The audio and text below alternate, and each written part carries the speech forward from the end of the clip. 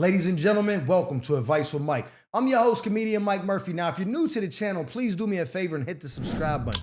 This is the show where you guys send in your messiest, toxic, most out-of-pocket predicaments, and I attempt to break them down, giving my honest and unbiased feedback. Now, listen, I'm a comedian, not a therapist, so ain't no guarantee I'll be able to help fix your life, but I can provide laughter along the way and call it like I see it. So without any further ado, let's get into the episode. T-Pain fell in love with a stripper. I fell in love with a hooker. So bro, all jokes aside, over here at Mike Murphy TV, the jokes are never aside. I can assure you that. I got a wild dilemma I need help with. I met this girl through my sister at a holiday party. What's her Instagram? No. It's for market research purposes and whatnot. And we hit it off right away. She was saying all the right things, etc. Hey, yo, I love it when a shorty be flirting with me, telling me I'm handsome and all that. Amazing. We end up sleeping with each other. Ray Charles could have seen that happening.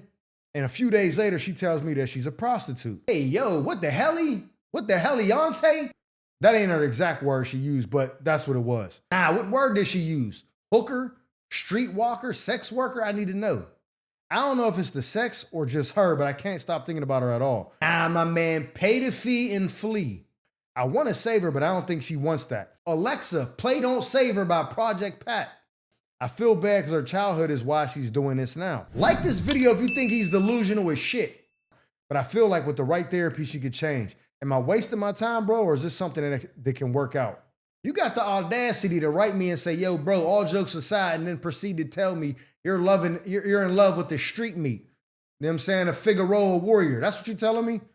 You say, yo, let me write this comedian and tell him I want to save this prostitute from her devilish ways and help unbind that prostitute spirit that the Lord has upon her, or the devil, whatever way you want to look at it. And you thought I wasn't going to crack no jokes? Hey, you're out of your goddamn mind. You didn't stuck your meat in that contaminated cooch, nigga. What's wrong with you, boy? You out of pocket, bro. Talking about something. I know it's her childhood. Yeah, bro, go tell her to see a therapist on her own time. Ain't no way in hell I'm cuffing a streetwalker. What are you talking about? Bro, I'm not gonna lie. Sometimes I'll get some of these letters and I'll read them and I'll be like, oh, this is a person trolling me. And I don't even do those letters. And then some I'm like, you know what? It feels like this person's trolling me, but I know there's people out there who really in this situation. So this might be a real situation. And so I proceed to read it anyways. I hope this is not me being trolled, but bro, what are you talking about? I'll say this, not me. So this is not what I would do, but for you in your situation, I would be a lot more understanding if the girl didn't want to do that anymore. Like, I just need someone to save me and get me out of this because I hate it. I want someone to just love me and treat me right and make me their wife, and I'll be a great mother and all this. Like, I hate this life. That part I would understand way more than you being like, I'm trying to save her, but I don't think she wants that. Bro, what are you doing? You're cruising for a bruising. Are you into like some sadomasochist stuff? Like, you like being tortured and abused and demeaned? Because even if you somehow convince this girl to be with you, when she clocks in every day, she's gonna go be with 10 other Johns and then come back and the box is gonna be smelling like a fish market. It's gonna be beyond salvageable. You know what I'm saying? As soon as you try to stick it in there, you're gonna be like, this is crazy. You can't go down or you can't do nothing because you just know she's been out on the streets feasting on the lowest form of dudes. So, no, don't save her. Even if I met her, fell in love and all that, and like, you know, I knew what she did and somehow still fell in love with her, I just wouldn't happen for me. But I could understand it way more if you was telling me that she wanted out that life. She really likes you too. She wanted to move somewhere else and start over. Then I would be like, yo, bro, no judgment, man. Do what makes you happy. Because maybe, just maybe, in that situation, her past is so messed up that it's like, it's going to overcorrect her. She's going to be like the super duper wife. Like, where she's going to love you more than any woman you ever met in your life would, because her fear going back to that world is just way more of an obstacle. You know what I'm saying? There's a dude named Alex Ramosi, right? Super motivational entrepreneur, rich as hell. He said a quote that he said, the fear of like, okay, I'm messing it up, but basically, like, let's say you wanted to be a business owner. You wanted to own your own business or whatever. And then thought about how much money you would make and the freedom you would have. All the benefits of being this business owner in your mind are motivating you to do it, right? The benefits of that will never motivate you more than the hell of a life you're living in. So basically, pain and suffering is a way bigger motivator than pleasure or profit or perks. You know what I'm saying? So it's like, if you had to walk 5 miles every day to work, that would motivate you to get a car way more than just being like, I just want to get a car because I like having a car. Nah, having to get up every day and walk 5 miles, you're like, I can't do this no more. I got to get a car, bro. So her being that way, if she was just like, I can't suck another pipe in the back of a cab, no, and I can't do it no more. Babe, what do you want me to do? I'll rub your feet, I'll cook for you, I'll clean, I'll whatever you want, I'll do it. I can't go back there. So she might be the most amazing wife in that situation if she was willing to change. But the fact that she's not, you barking up the wrong tree, bro. Leave it alone. Stay alert, stay alive, and stay STD free. Phone sex on FaceTime gone wrong. So Mike, I was on FaceTime with this chick I mess with, and she was watching me while I pleasure myself. Not gonna lie, that's my kink too, so no judgment from me. Now, normally she joins in, but this time I was in a rush and just wanted to get off. What Cat Williams say? Sometimes you just need to microwave the meal, but you ain't never getting rid of no oven. What I didn't know was the whole time I was doing it, her friend was there too, watching me. Hey, yo, the 2-for-1 FaceTime fun would have turned me right into a volcano. Now, the friend is in my DM telling me that her friend let her watch and thought it would be funny, but now she wants me after seeing it. Like this video if you think he's full of shit. Should I do it, bro? Does a bear shit in the woods? Or is it a trap to see what I'll say? The girl violated my trust, but I also didn't care that her friend watched me either. Let me know what you think.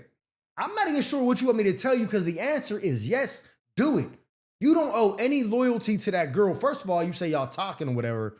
The fact that she let her homegirl watch already lets me know that them two want you together. The girlfriend just took the initiative to be like, yo, I needs, what's up, da-da-da. Because I'm going to tell you right now, for her to do that means one of two things, right? It's either her and her friend really ain't like that and she's like a snake or, you know, she don't care and it's whatever. Or the way they talk about you when you're not around already let the friend know we can both get this. Like she probably talking about you the way the dudes talk about chicks that they just cracking and dashing, you know what I'm saying? A smash and dash. Like, yeah, bro, you want to hit that? I'll plug you in with her. That's just a joint I be beating. I don't care about her. That's how we talk about certain chicks. So she's probably either talking about you like that to her and let the friend know it was a go, or the friend just a snake and don't care. But nonetheless, she shouldn't have introduced your pipe to her friend's face. She watching you, you know what I'm saying, do your thing or whatever, and she like, oh, I needs. Why would a friend even do that if there wasn't no plan? I'm gonna tell you right now, I would hit the friend up, I would respond back and be like, yo, I'm with that, but I want y'all together. Now you push the envelope, balls in your court. You ain't got nothing to lose at this point. You know what I'm saying? I just be like, oh yeah, you want me? Let me get you and her. What's up with that? Talk that shit. Yeah, I want both y'all at the same time. 2 at the same time. She gonna be like, oh, is that right? You can handle both of us? Yo, stop playing with me, shorty. You seen what I had on the screen because that's why you in the DM chirping all this nonsense. Let me get that. Then she gonna be like, all right, let me run it past, you know what I'm saying, Jayla, and we'll see. Yeah, don't run it past her. Tell her that's what we doing. Yo, so-and-so, boom, boom, boom. We linking. You gotta bring the bev though. You gotta have the alcohol. Let's get everybody moving and grooving. Loosened up, relaxed, tunes is on.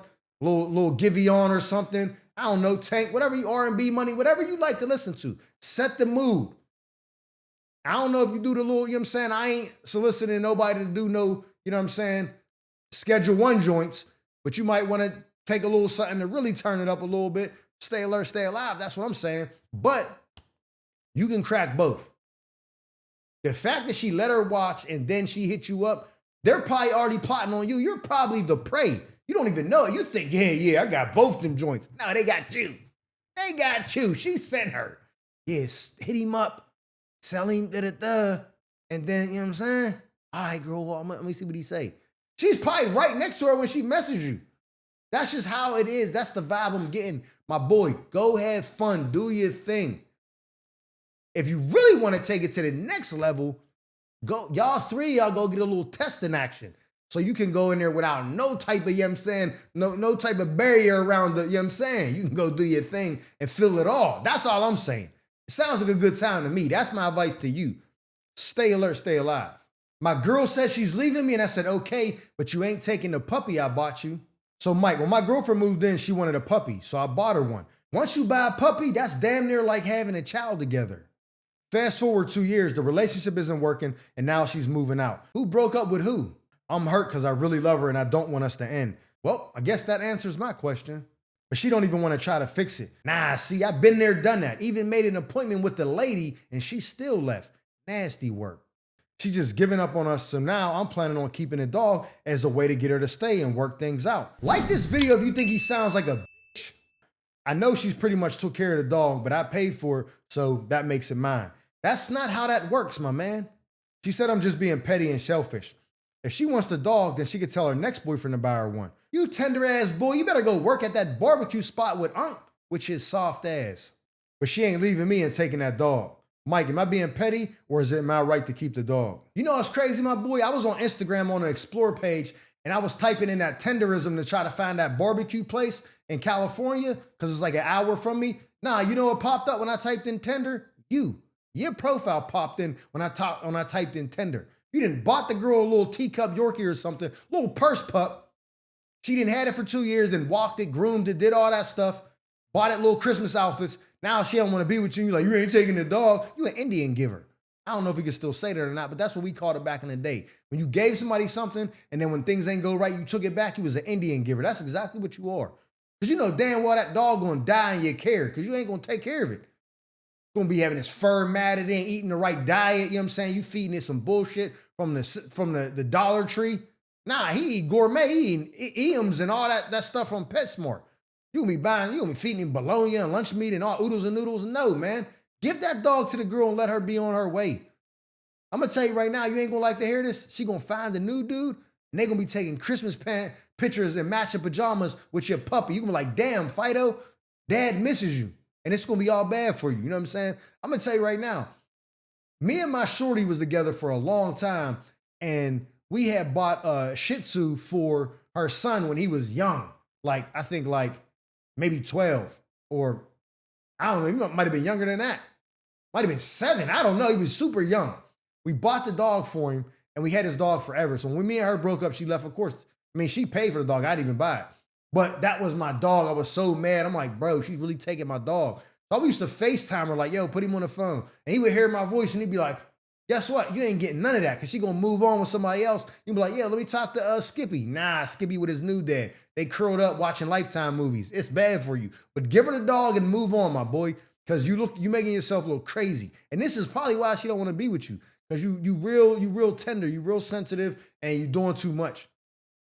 If I buy a woman anything, when she leaves, she gets to take it. Now, the only time that it'd be warranted to do some get back or something is if you bought her something like maybe a phone and like the phone is in your name. Yeah, you're not texting and talking to other dudes on a phone I bought. Give me the phone back or get your own line and then you could transfer the phone and you finish paying it or whatever the payment plan, whatever, something like that, yeah. But you bought her a puppy because she wanted one and you're like, oh yeah, you ain't leaving with the puppy though. Yeah, I wish you would. That's crazy. So nah, my man, you bugging out. Let her keep the dog. Wish her the best. Move on. You know what I'm saying? Tell her to send you pictures of the pup every now and then. Yo, let me see, you know what I'm saying? If you even bang with the dog like that. I don't even think you do. I think you just want to keep it out of spite for her. Like you couldn't care less about that dog. You can give 2 shits about the dog, but you only doing it to think that that's going to keep her like women do when they try to keep their kids away from the dad, thinking that'll make them come back. Nah, dads be like, all right, well, I'll see you in court. I'm not doing this. You know what I'm saying? So just give it a dog, my man. Just cut your losses and move on. Stay alert, stay alive. Ladies and gentlemen, that concludes this episode of Advice with Mike. I'm your host, comedian Mike Murphy. I hope you guys enjoyed me as much as I enjoyed you. And if so, please do me a favor and hit that subscribe button. Like this video. Matter of fact, leave me a comment. Let me know what advice you would have gave them. And who knows? Maybe you got your own toxic tale to tell about a shady friend or an entanglement you need help untangling. If so, feel free to drop me a letter at the email provided below, and I'll make sure to read it in a future segment of Advice with Mike. Now, with that being said, our time together has come to an end. But just remember, stay alert, stay alive.